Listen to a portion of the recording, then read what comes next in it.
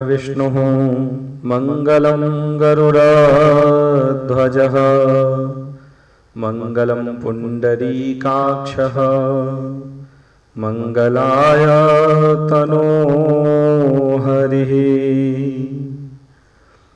मंगलं भगवान् कृष्णो मंगलं च कथामृतम् मंगलं चास्य वक्तारः श्रोतारश्चापि मंगलम् आनन्दमानन्दकरं प्रसन्नं ज्ञानस्वरूपं निजबोधरूपम् योगेन्द्रमेड्यं भवरोगवैद्यं श्रीमद्गुरुं नित्यमहं स्मरामि।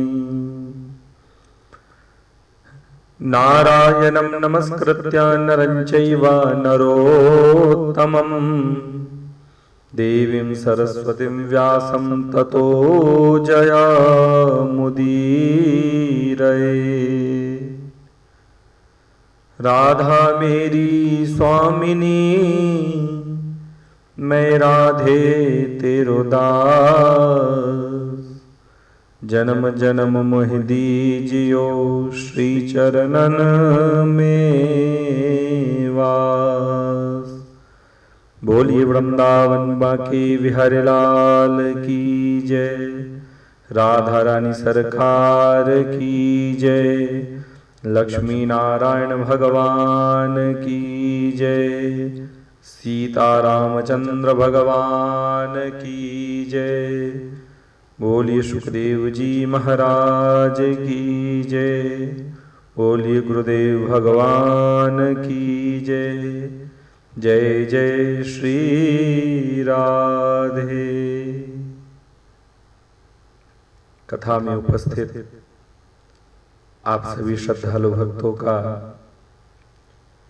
मैं मेरी व्यासपीठ की ओर से हार्दिक स्वागत करता हुआ उपस्थित आप सभी श्रद्धालु भक्तों को, विद्वत जनों को मैं अपनी ओर से अपने हृदय से नमन करता हूं एवं भागवत टीवी के माध्यम से जो श्रोता इस सांगोपांग श्रीमद् भागवत को श्रवण कर रहे हैं, आपका भी बहुत बहुत अभिनंदन वंदन। जैसा कि आपको मालूम है कि कल गुरु पूर्णिमा के अवसर पर श्रीमद् भागवत महापुराण का सांगोपांग आयोजन हमने किया। जो साप्ताहिक कथा में नहीं हो सकता है, नहीं संभव हो पाता है समयानुभाव के कारण, कि संपूर्ण श्रीमद् भागवत को सुनना साप्ताहिक कथा में असंभव सा हो जाता है। साप्ताहिक कथा के अंतर्गत जो मुख्य मुख्य कथाएं आती हैं वही हम श्रवण कर पाते हैं, परंतु हम इस पावन पुरुषोत्तम मास के अधिक मास के अवसर पर श्रीमद् भागवत का सांगोपांग श्रवण हम करेंगे, एक एक अक्षर सह, एक एक श्लोक और एक एक अध्याय। तो आइए कल हम जहां तक कथा श्रवण कर पाए उसके आगे आज हम पुनः कथा प्रारंभ करते हैं।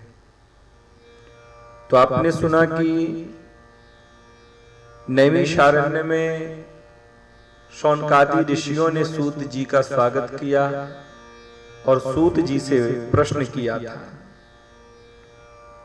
कि भक्ति ज्ञान विराग्यप्तो विवेको वर्धते महान।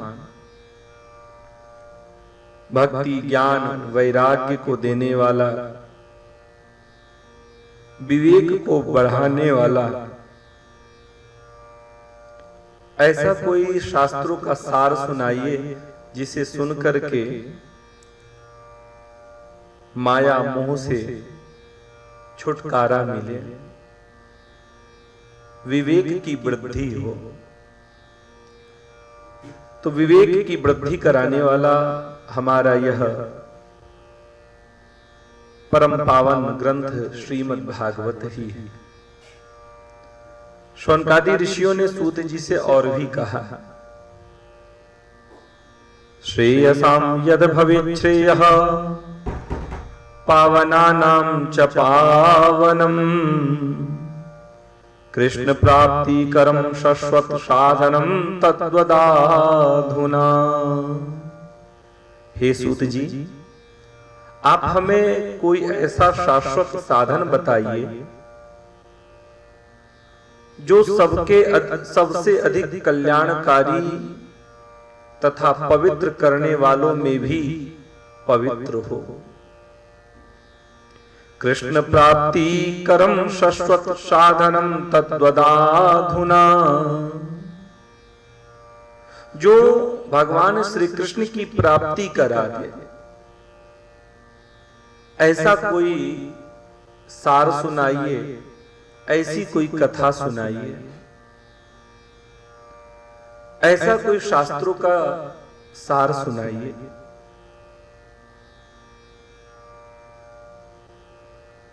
तब इन ऋषियों की वाणी को सुनकर के, इन ऋषियों की बात सुनकर के सूत जी मुस्कुराते हैं और कहते हैं, प्रीति ही शौनक चित्ते ते यतो वचमी विचार्य च सर्व सिद्धांत निष्पन्नम संसार भयनाशनम।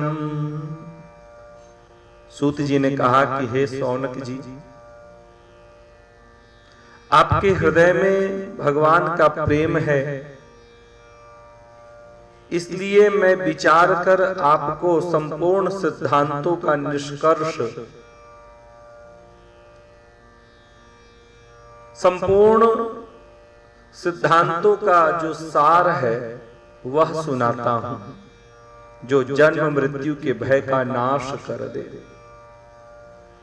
जो भक्त्योग वर्धनम यच्च कृष्ण संतोष हेतुकम, जो भक्ति के प्रवाह को बढ़ाने वाला है और भगवान श्री कृष्ण की प्रसन्नता का प्रधान कारण है। मैं तुम्हें वह साधन बतलाता हूं, सावधानतया सुनो, तुम सावधान होकर के सुनो। श्रीमद् भागवतम शास्त्रम कलौकीरेण भाषितम। आपने जो प्रश्न किया है कि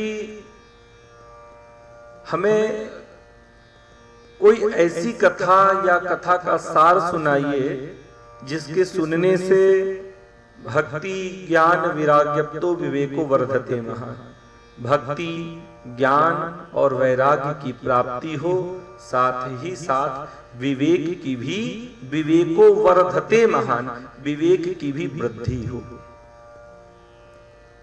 माया मोह निरासश्च, आपने प्रश्न किया कि ऐसी कोई कथा हो, ऐसा कोई सार हो जिसे सुनकर के माया मोह निरासश्च, माया और मोह इनसे छुटकारा मिले।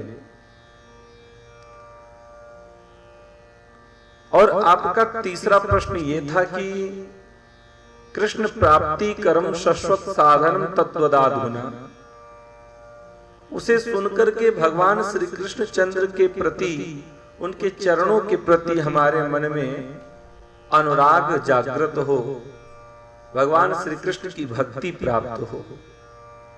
निश्चित ही मैं आपको एक ऐसा शास्त्रों का सार, वेद का निचोड़ जो है,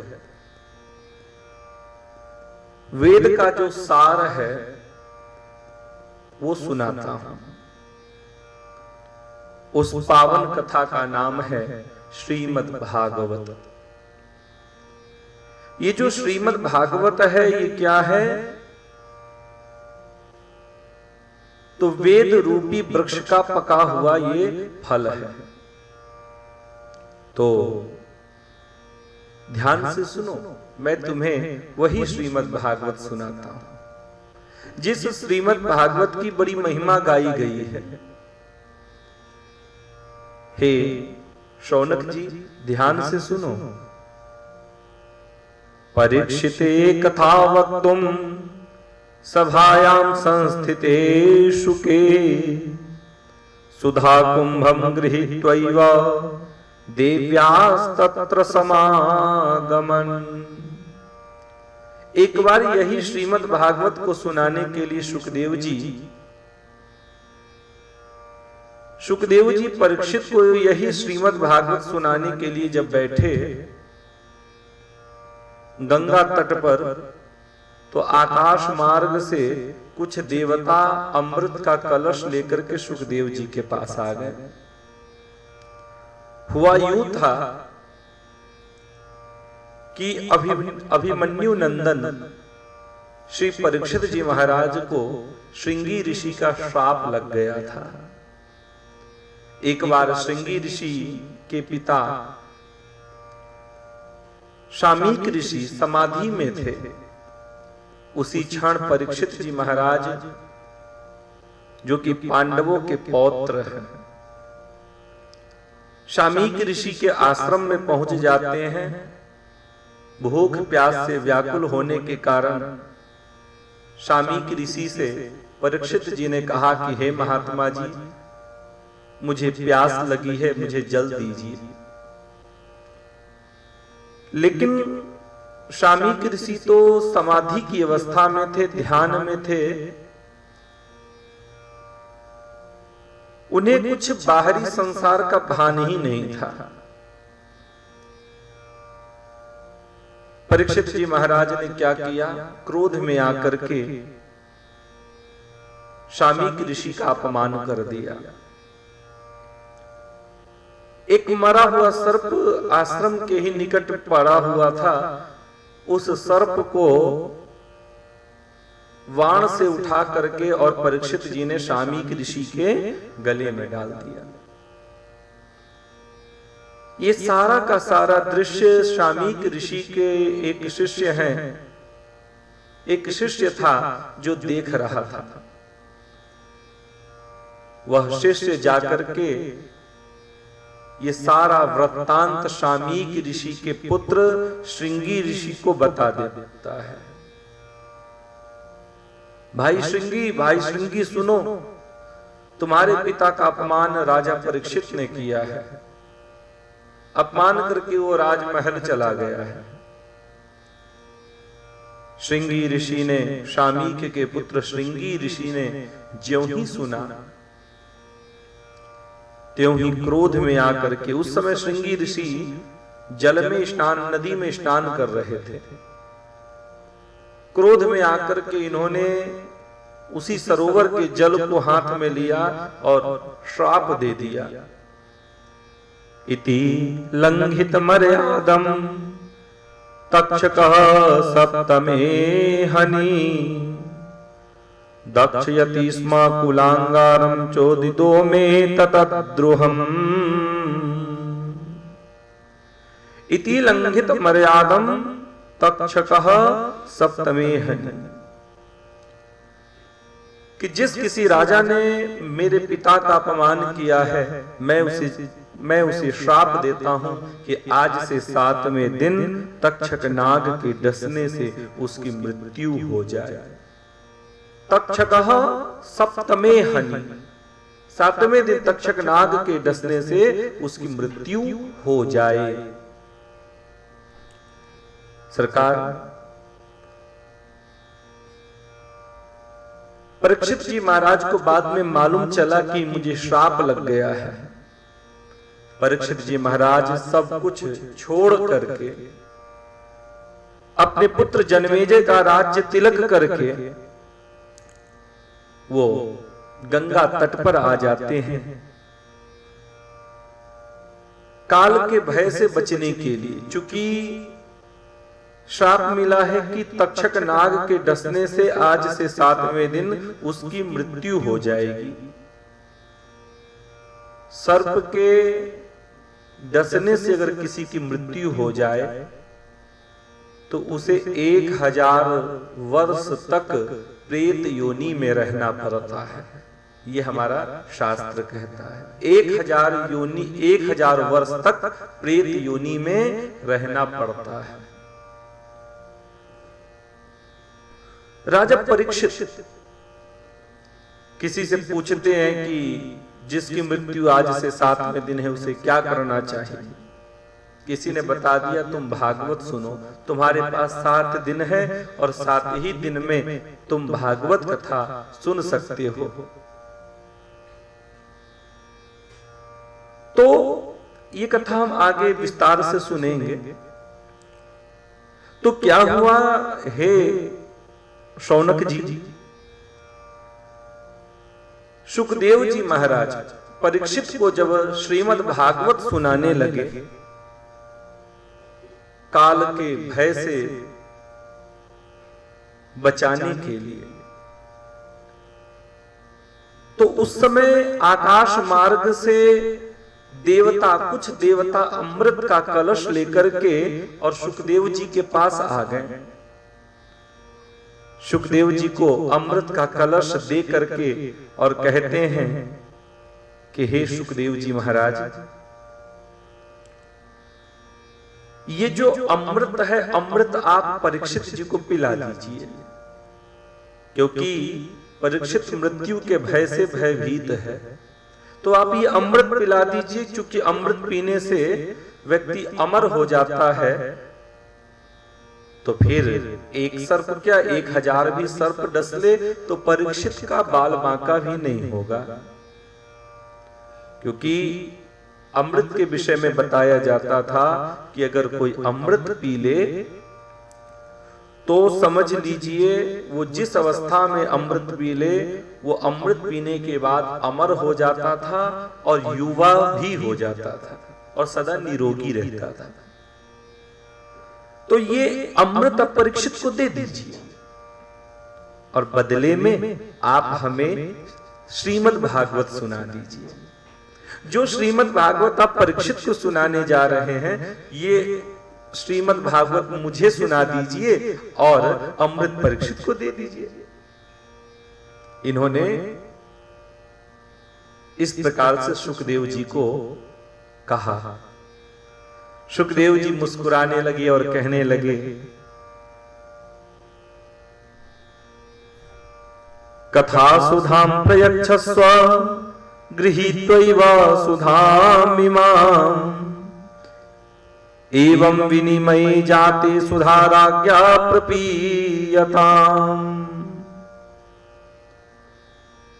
सुखदेव जी ने कहा कि अरे देवताओं, अगर तुम भक्त बनकर के आए होते तो निश्चित ही मैं भागवत तुम्हें सुनाता। तुम अगर भक्त बनकर के आए होते तो निश्चित ही मैं भागवत तुम्हें सुनाता, लेकिन तुम तो यहाँ व्यापार करने आए हो कि अमृत ले लीजिए और कथा मुझे सुना दीजिए। सुनो, अगर तुम व्यापार करने की दृष्टि से आए हो ना, तो ये व्यापार कहीं से भी न्याय संगत नहीं है, क्योंकि इस व्यापार में तो मैं घाटे में जा रहा हूं और घाटे में मैं अगर जा रहा हूं तो मैं ऐसा व्यापार क्यों करूं? क्योंकि क्व सुधा क्व कथा लोके क्व काचः क्व मनिर्महान्।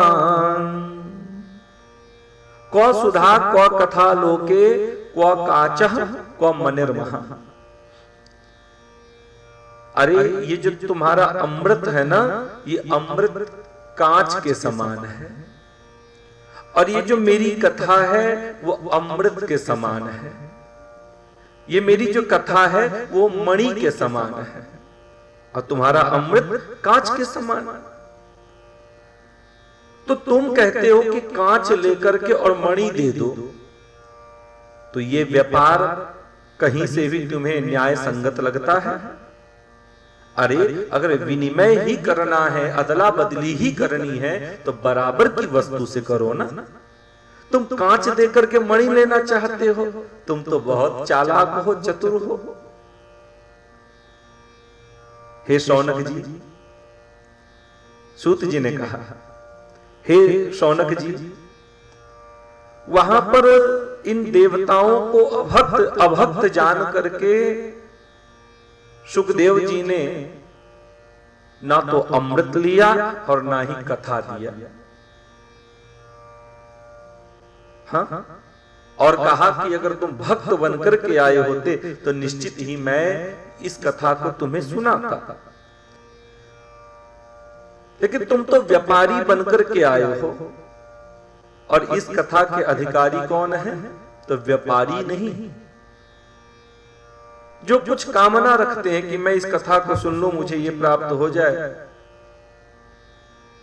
इस कथा के अधिकारी कौन है? तो केवल और केवल दो लोग हैं।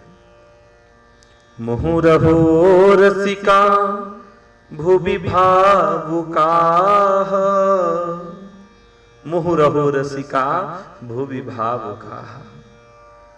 व्यास जी ने जब श्रीमद् भागवत कथा लिखा तो उस समय इन्होंने मंगलाचरण की। मंगलाचरण करते करते ही इन्होंने कहा कि भागवत के अधिकारी केवल दो लोग हैं, रसिक, मुहुरहो रसिका भुवि भावुकाः, रसिक और भावुक। तो इनमें से तो तुम कुछ भी नहीं हो, न रसिक लगते हो और ना ही भावुक लगते हो। तुम तो यहाँ पर व्यापारी बन करके आए हो, सौदागर बन करके आए हो। उन्हें अभक्त जान करके कथा अमृत का दान नहीं दिया। ये सारा का सारा दृश्य ब्रह्मा जी ब्रह्मलोक से ही देख रहे थे। ब्रह्मा जी ब्रह्मलोक से ये सारा का सारा दृश्य देख रहे थे। ब्रह्मा जी को बड़ा आश्चर्य लगा। ब्रह्मा जी ने कहा कि अरे भागवत की ऐसी महिमा कि अमृत को ठुकरा दिया, ऐसा भी भागवत में क्या है? ये जानने के लिए ब्रह्मा जी ने क्या किया? सत्यलोके तुलाम बद्ध्वा तोलयत साधनांजयः। ब्रह्मा जी ने सत्यलोक में, ब्रह्मलोक में एक तराजू लगा दिया, और तराजू के एक पलड़े पर क्या किया? इस संसार के जितने भी पुण्य साधन हैं, जितने भी व्रत है, तप है, अनुष्ठान है, यज्ञ है, सब के सब कुछ एक पलड़े पर रख दिया, और दूसरे पलड़े पर श्रीमद् भागवत को रख दिया। देखना चाहा कि श्रीमद् भागवत में ऐसा भी क्या है, श्रीमद् भागवत की कितनी महिमा है, क्या महत्व है। संसार के जितने भी पुण्य साधन थे, यज्ञ, तप, दया, दान, यज्ञ, अनुष्ठान, व्रत, उपवास, सब कुछ एक पलड़े पर, और दूसरे पलड़े पर श्रीमद् भागवत को रख दिया। क्या हुआ? भागवत का पलड़ा भारी हो गया और वो पलड़ा नीचे झुक गया। अतएव ये सिद्ध हुआ कि संसार के जितने पुण्य साधन है, व्रत, तप, जप, अनुष्ठान, उपवास इत्यादि, ये सब एक ओर, और श्रीमद् भागवत अकेला ही एक ओर सब पर भारी पड़ता है। तो श्रीमद् भागवत श्रवण कर लेने के बाद और कुछ शेष नहीं रह जाता है। संसार के जितने पुण्य साधन है, उसे करने के बाद जो फल मिलता है श्रीमद् भागवत से, वह श्रीमद् भागवत से ही मिल जाता है, वह सब कुछ। तो श्रीमद् भागवत की ऐसी महिमा है। हाँ? आपको बताऊं कि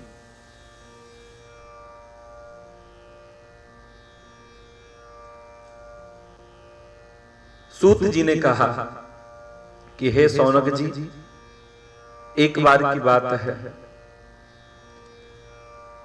अत्र ते कीर्तयिष्यामि भक्ति युक्तम कथानकम।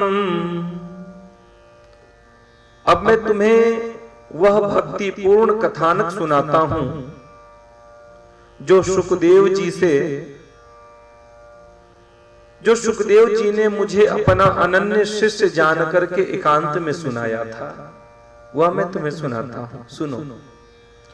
एकदा ही विशालायां चत्वारा ऋषयो मला सत्संगार्थम समायाता ददृशुस्तत्र नारदम।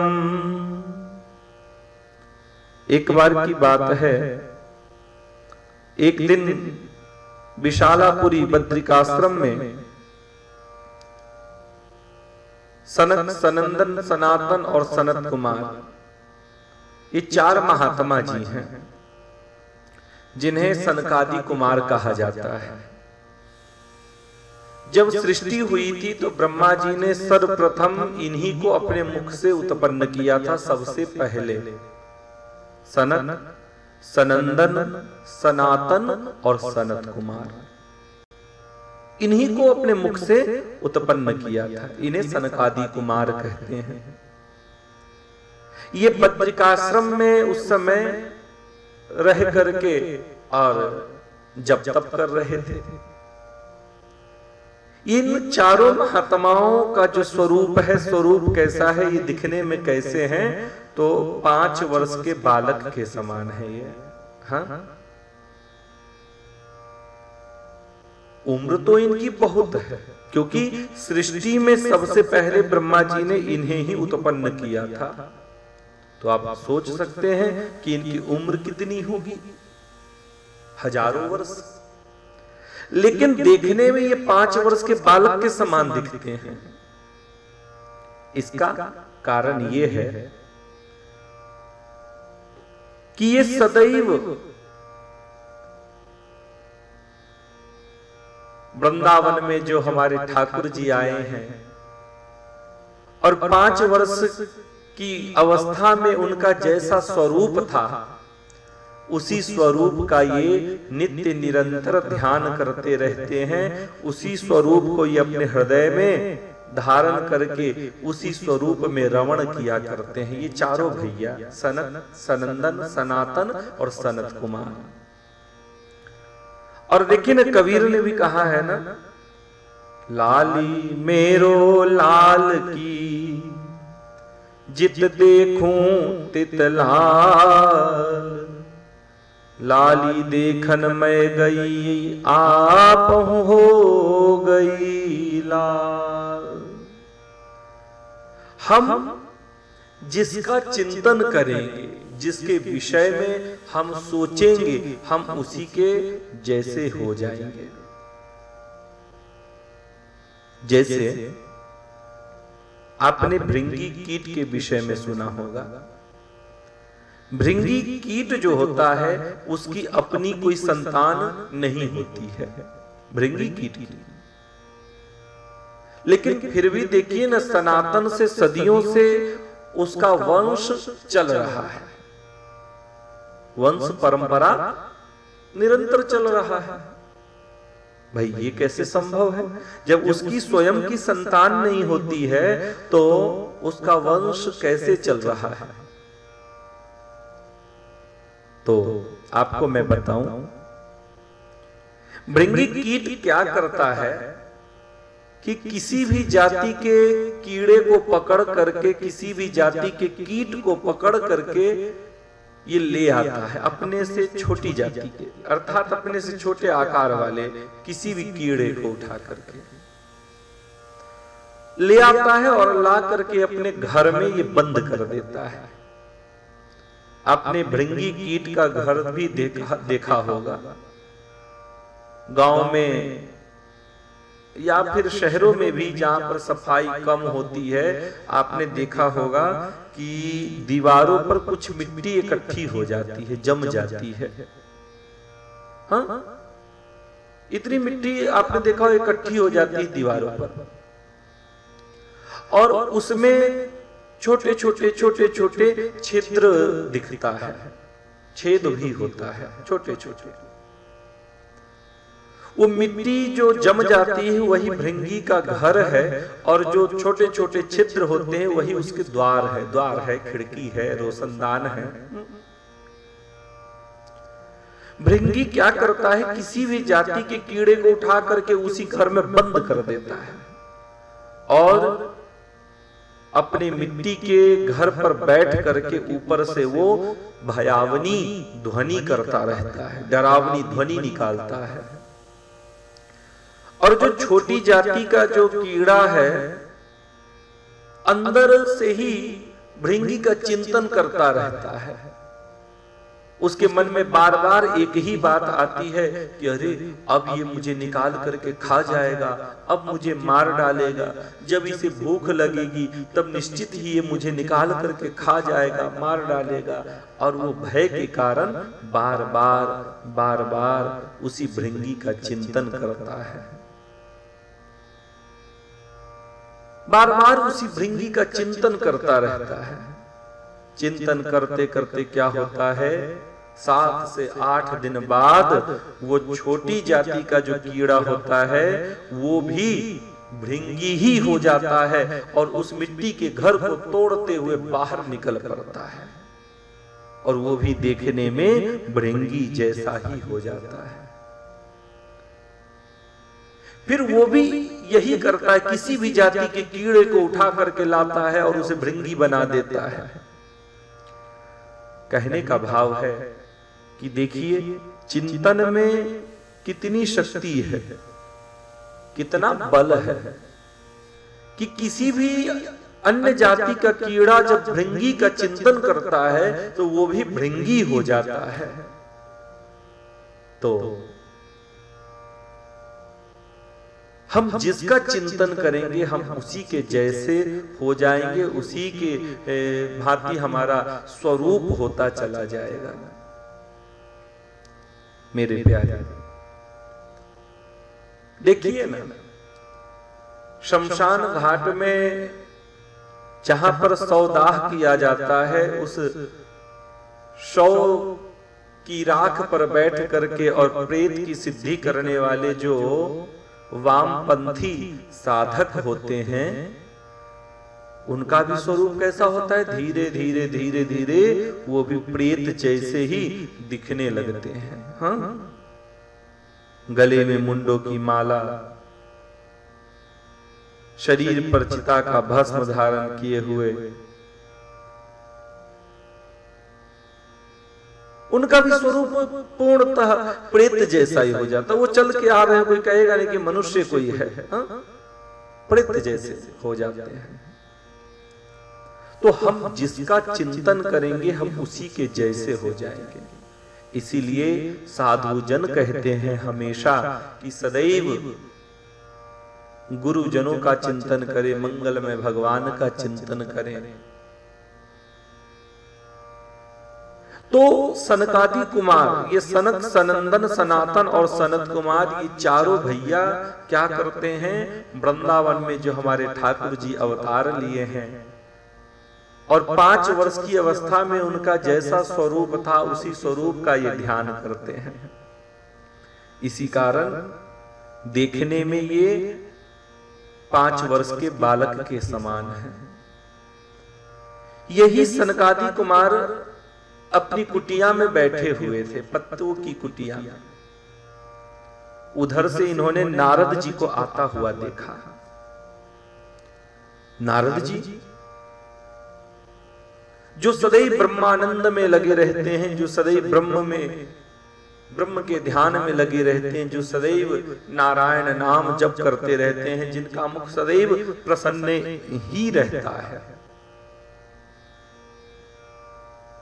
वो नारद आज उनका मुख ऐसा उतरा हुआ है, ऐसा उतरा हुआ है मानो किसी कृपण का धन चला गया हो। बहुत उदास थे ये नारद जी, कहीं से जल्दी जल्दी दौड़ के आ रहे थे, कहीं को जा रहे थे। ये देख करके इन सनकादि कुमारों ने, सनत, सनंदन, सनातन और सनत कुमार, इन्होंने नारद जी को टोका, कथम ब्रह्मंदीन मुखः कुतश्चिंतातुरो भृशम् त्वरितं गम्यते कुत्र कुतश्च गमनम तव। कथम ब्रह्मंदीन मुखः, हे ब्राह्मण आपका मुख उदास क्यों हो रहा है? कुतश्चिंतातुरो भृशम्, आप चिंतातुर कैसे हैं? इतनी जल्दी जल्दी, त्वरितम गम्यते कुत्र, इतनी जल्दी जल्दी आप कहां जा रहे हैं? कुतश्च गमनम तव, और कहां से आ रहे हैं, और आपका आगमन कहां से हो रहा है? अरे इस समय तो आप उस पुरुष के समान व्याकुल जान पड़ते हैं जिसका सारा धन लुट गया हो। आप जैसे आसक्ति रहित पुरुषों के लिए यह उचित नहीं है। आप इसका कारण बताइए कि आप उदास क्यों हैं? नारद जी ने कहा,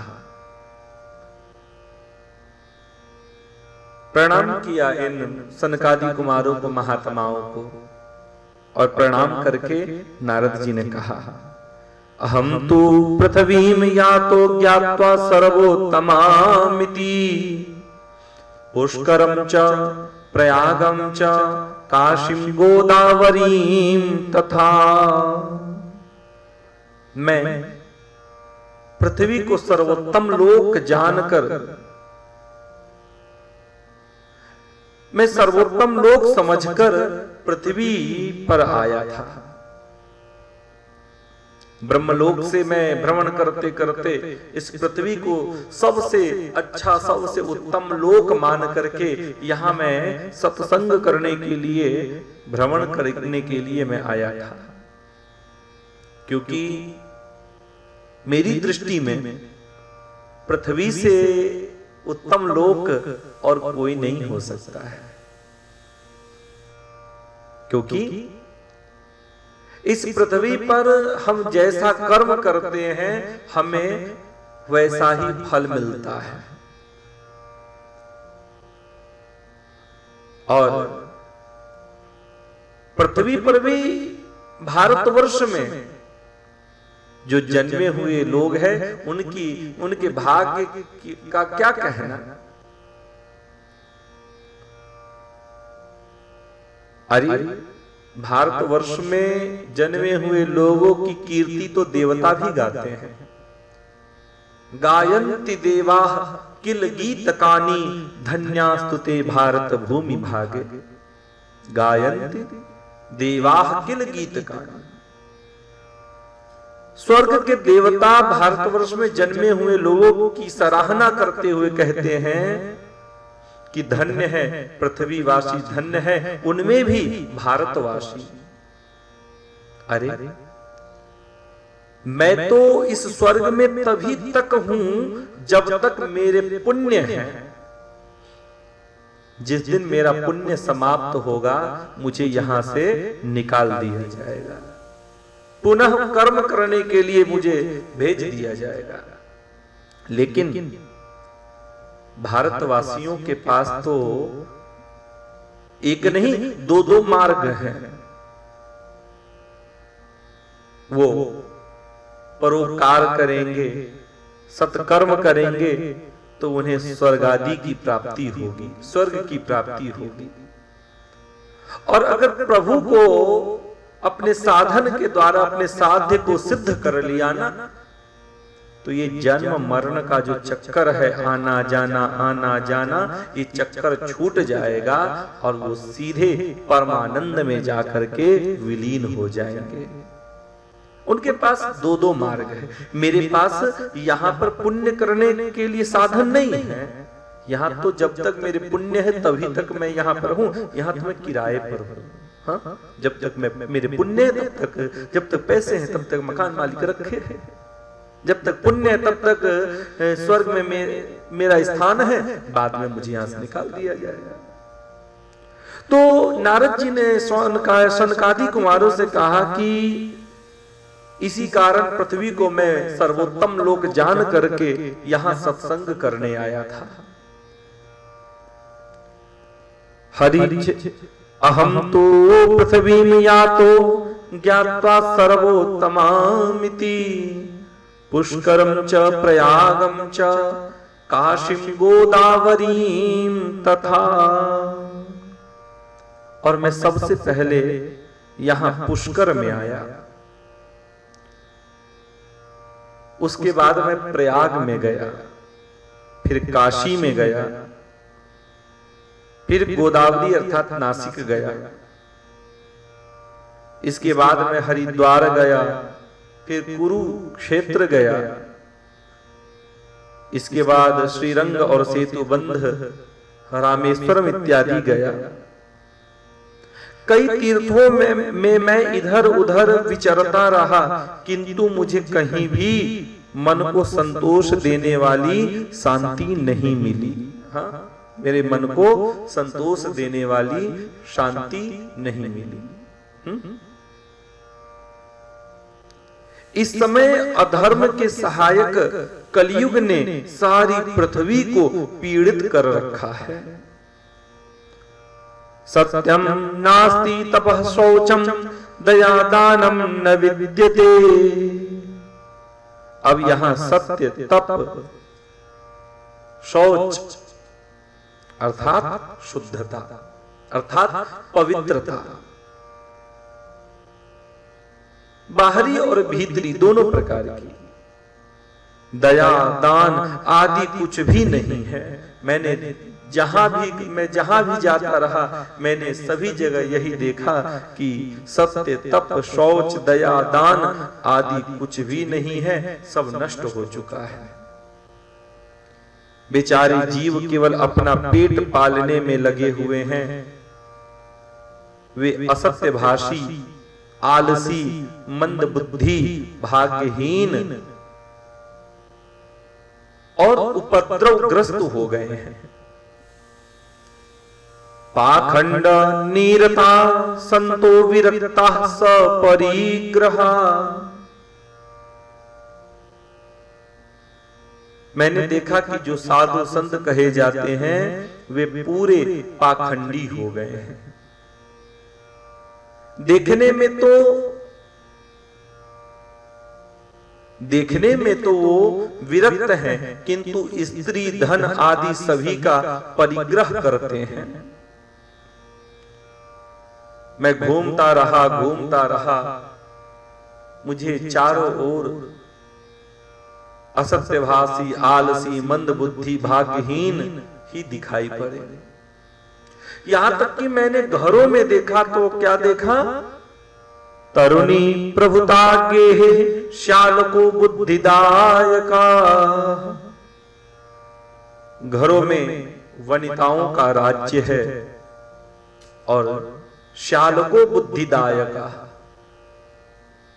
और साले सलाहकार बने हुए हैं।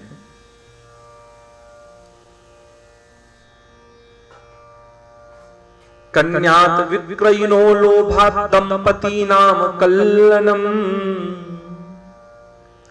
मैंने ये तक देखा पापाचार इतना बढ़ गया कि लोग लोभ के कारण कन्या का विक्रय करते हैं।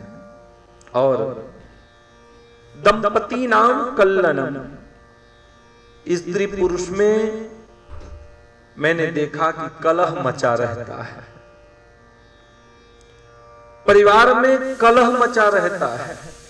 परिवार में एक दूसरे से लोग मन मुटाव रखते हैं, लड़ाई झगड़ा रखते हैं। हाँ? दंपति नाम कल्लनम, दंपतियों के बीच में झगड़े रहते हैं, जिस कारण से घरों में अब संपत्ति नहीं विपत्तियों का राज्य हो गया है। विपत्तियों का। नारद जी ने कहा कि जिस घर में मैंने जाकर के देखा उस घर में मुझे कलह ही कलह दिखाई पड़ा। आपको बताऊं कि एक सेठ था, एक सेठ था। सेठ को सपने में मां लक्ष्मी ने दर्शन दिया और दर्शन देकर के कहा कि सेठ, आज मैं तुम्हारे घर को छोड़ करके चली जाऊंगी, तुम एक काम करो, जाते जाते मैं तुम्हें कुछ देना चाहती हूं, तो तुम्हारे मन में जो कुछ आए तुम मांग लो, कोई वरदान मांग लो, क्योंकि प्रातः काल होते ही तुम्हारे घर को छोड़ करके मैं कहीं अन्यत्र चली जाऊंगी। सेठ बुद्धिमान था। सेठ ने मैया से कहा कि मां, मुझे 24 घंटे का समय दे दो, मुझे 24 घंटे का समय दे दो मां,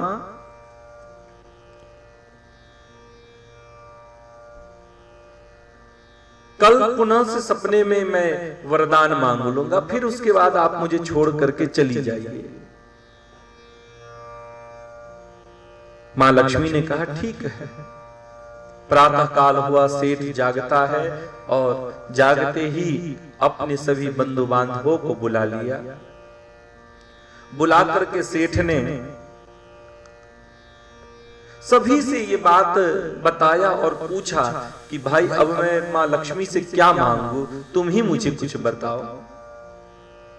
किसी ने कहा कि सेठ एक काम करो, तुम बहुत सारी भूमि मांग लो। किसी ने कहा नहीं नहीं सेठ, इसकी बात मत मानना, भूमि तो तुम्हारी एक ही स्थान पर पड़ी रहेगी, तुम बहुत सारा सोना मांग लो, इससे ये रहेगा तुम जहां जाओगे तुम्हारी संपत्ति चलायमान रहेगी, तुम्हारे साथ जाएगी। किसी ने कुछ तो किसी ने कुछ अपनी अपनी मति के अनुसार सेठ को बताया, लेकिन सेठ को अभी बात जमी नहीं। अंत में सेठ अपनी छोटी बहू के पास आता है और छोटी बहू के पास आकर के कहता है, बहू, सबने कुछ न कुछ अपनी मति के अनुसार बताया है, अब तुम ही कुछ बताओ, क्योंकि मेरे मन को अभी भाया नहीं उनकी बात, भाई नहीं उनकी बात। छोटी बहू ने सेठ से कहा कि पिताजी, आप एक काम कीजिए, मैया लक्ष्मी से आप एक ही वरदान मांगिए, उनसे ये वरदान मांगिए कि आप जब हमें छोड़ के चली जाएं या आप हमें छोड़ के जा रही हैं और वरदान देना चाहती हैं, तो वरदान यही दीजिए कि हमारे परिवार में सभी सदस्य एक दूसरे से अटूट प्रेम करें और एक दूसरे पर अटूट विश्वास रखें, आपसी प्रेम दे दे, वो पारिवारिक प्रेम दे दें। सेठ को ये बात भा गई। सेठ ने कहा ठीक कहती हो तुम। आज रात्रि में सेठ पुनः से सोया और मैया लक्ष्मी स्वप्न में आकर के दर्शन देती हैं और कहती हैं कि सेठ, समय पूरा हो गया, अब तुम कुछ वरदान मांग लो, क्योंकि अभी से मैं तुम्हें छोड़ करके चली जाऊंगी। सेठ ने कहा कि मैया ठीक है, आप जाना चाहती हैं तो जाइए, और वरदान आप कहती हैं कि मांगो, तो मुझे आप यही वरदान दीजिए कि हमारे परिवार में सभी सदस्य एक दूसरे से प्रेम करें, एक दूसरे पर अटूट विश्वास रखें। मां, मुझे पारिवारिक प्रेम दे दो।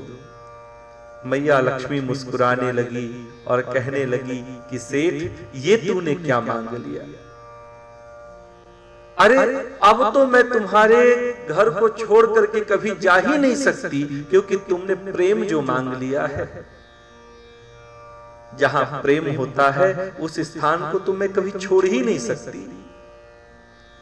तो आपसी कलह नहीं होना चाहिए, पारिवारिक कलह नहीं होना चाहिए, क्योंकि गोस्वामी जी ने भी कहा है जहां सुमति वहां संपत्ति नाना, जहां सुमति वहां संपत्ति नाना, जहां कुमति वहां विपत्ति नाना। तो नारद जी ने देखा कि चारों ओर कलह ही कलह है। नारद जी ने कहा कि मैं और आगे बढ़ा तो मैंने क्या देखा, आश्रमा यौवनैरुद्धास्तीर्थानि सरितस्तथा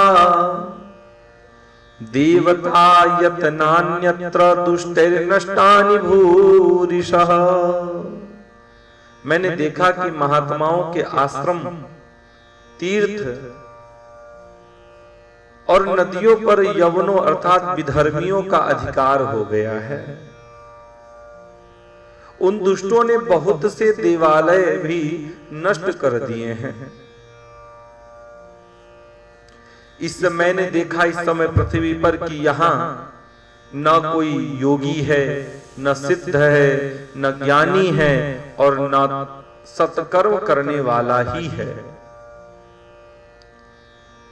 कलितावानलेनाद्य साधनम भस्मतां गतां। मैंने देखा कि सारे साधन इस समय कली रूप दावानल से जलकर भस्म हो गए हैं। इस कलयुग में सभी देशवासी बाजारों में अन्न बेचने लगे हैं। ब्राह्मण लोग पैसा लेकर के वेद पढ़ते हैं और स्त्रियां स्वेच्छाचारिणी हो गई हैं। ये सब देख करके मैं बहुत दुखी हुआ और मैंने मन में सोचा कि अरे मैंने तो पृथ्वी को सर्वोत्तम लोक जाना था, सर्वोत्तम लोक जान करके मैं पृथ्वी पर आया था, लेकिन यहाँ ये क्या, मेरा तो आना ही बेकार हो गया। फिर मैंने सोचा कि चलो जरा चल के वृंदावन में देखता हूं, वहां तो मेरे ठाकुर जी ने अवतार लिया है, अनेकानेक लीलाएं की है। निश्चित ही वहां किसी न किसी साधु का दर्शन होगा, किसी रसिक का दर्शन होगा और मेरा पृथ्वी पर आना सफल हो जाएगा। हे सनकादि कुमारों, यही सोच करके, इसी बात का विचार करके मैं वृंदावन पहुंच गया और वृंदावन पहुंच करके यमुना के तट पर मैं चलता रहा।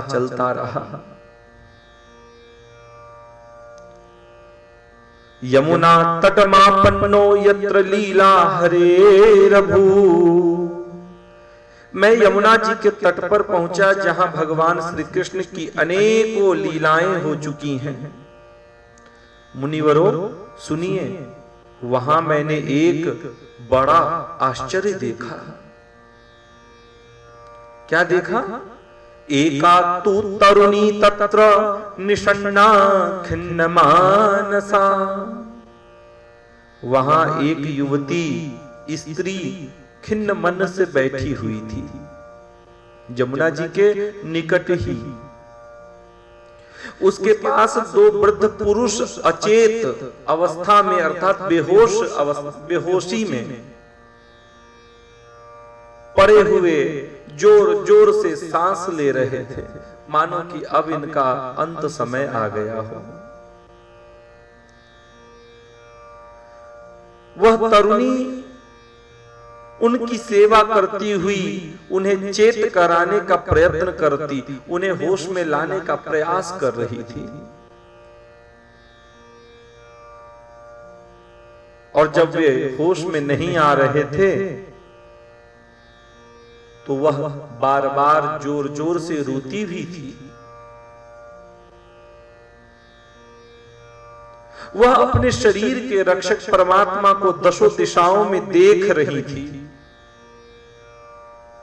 और उस स्त्री के चारों ओर सैकड़ों स्त्रियां उसे पंखा हिला रही थी, पंखा झला रही थी और बार बार समझा रही थी कि अरे बहन चिंता मत करो, सब ठीक हो जाएगा, भगवान विदेश नहीं गए हैं, शांत हो जाओ, तुम्हारी प्रार्थना भगवान निश्चित ही सुनेंगे, ऐसा कह रही थी।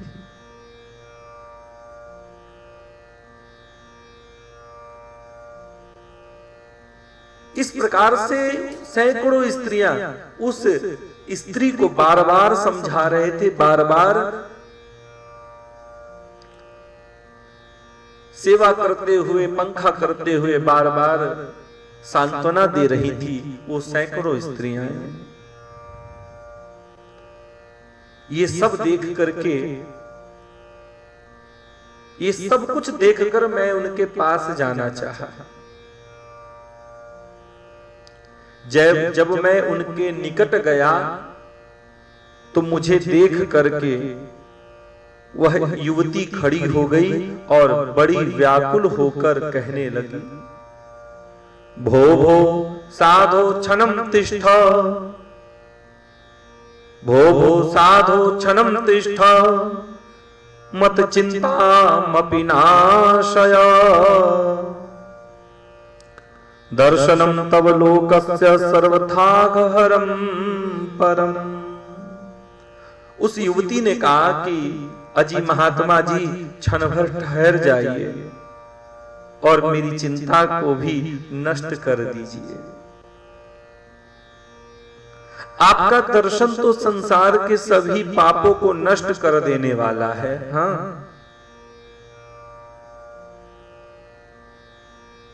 नारद जी उस स्त्री की बात को सुन करके पूछते हैं, काशी त्वं का विमौ चेमा नार्यः का पद्मलोचना, वद देवी सविस्तारं स्वस्य दुःखस्य कारणम। नारद जी ने कहा,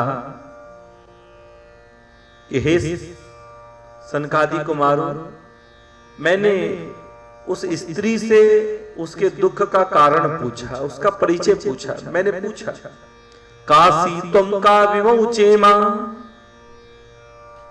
देवी तुम कौन हो? ये दोनों पुरुष तुम्हारे क्या होते हैं? हे कमल नैनी, और ये जो तुम्हारे आसपास ये जो सैकड़ों स्त्रियां हैं जो तुम्हें सांत्वना दे रही हैं, ये कौन है? मुझे सब कुछ बताओ। वद देवी सविस्तारं स्वस्य दुःखस्य कारणम। और ये जो तुम्हारे निकट ये जो दो पुरुष, दो वृद्ध पुरुष अचेत अवस्था में पड़े हुए हैं, ये दोनों पुरुष कौन हैं? मुझे सब कुछ तुम विस्तार से बताओ। तब उस स्त्री ने, उस युवती ने मुझे विस्तार से सब कुछ बताया। अहम भक्ति रीति ख्याता इमौ में तनयौ मतौ। नारद जी, मेरा नाम भक्ति है। अहम भक्ति रीति ख्याता इमौ में तनयौ मतौ। और ये जो धरती पर दोनों पुरुष पड़े हुए हैं ना, इमौ में तनयौ मतौ, ये दोनों ज्ञान और वैराग्य नामक मेरे पुत्र हैं। इमौ में तनयौ मतौ, ये दोनों ही मेरे पुत्र हैं। समय के फेर से ही ये ऐसे जर्जर हो गए हैं। और हे नारद जी, मेरी सेवा में मुझे जो सांत्वना दे रही हैं स्त्रियां, ये स्त्रियां कोई साधारण स्त्रियां नहीं हैं।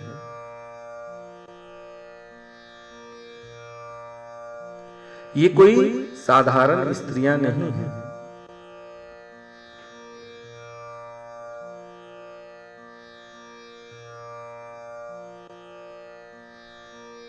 चलिए खत्म करते हैं आज, है ना।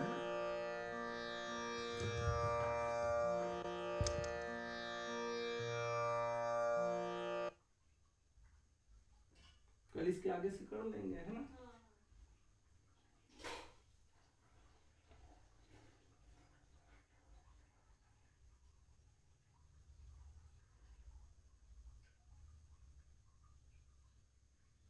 काफी देर हो गई फिर भी, है ना। 1 घंटे हो गया।